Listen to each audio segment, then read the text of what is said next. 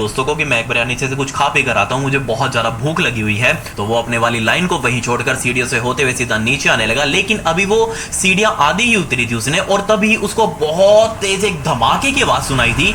ये धमाका कुछ ऐसा था जो बार बार उसके कानों के अंदर गूंज रहा था।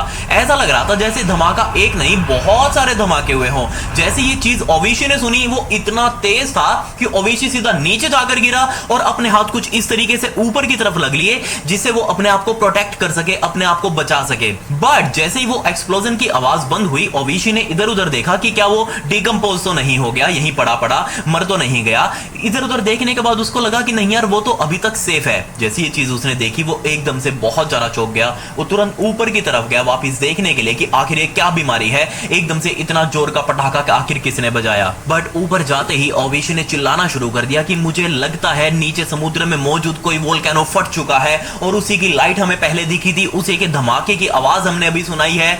क्या वो आवाज तुमने भी सुनी है? सभी ने हाँ में हाँ दिया। सभी अपने आप को बचाने के लिए नीचे की तरफ बैठे हुए थे। उसको वो बोलने लगे कि बाबूजी ना बन, तू नीचे बैठ जा आराम से, पहले अपने आप को बचा ले। लेकिन ओवेशी बार बार चिल्ला रहा था कि अब बचाने का कोई फायदा नहीं है, बहुत बड़ी सुनामी आएगी, बहुत बड़ी लहर आएगी, हम सबको समुद्र में डुबा देगी, हम सभी की जान यहीं पर चली जाएगी। ये चीज सुनते ही सभी को ऑब्वियसली बहुत ज्यादा डर लगने लगा। वो अपने आप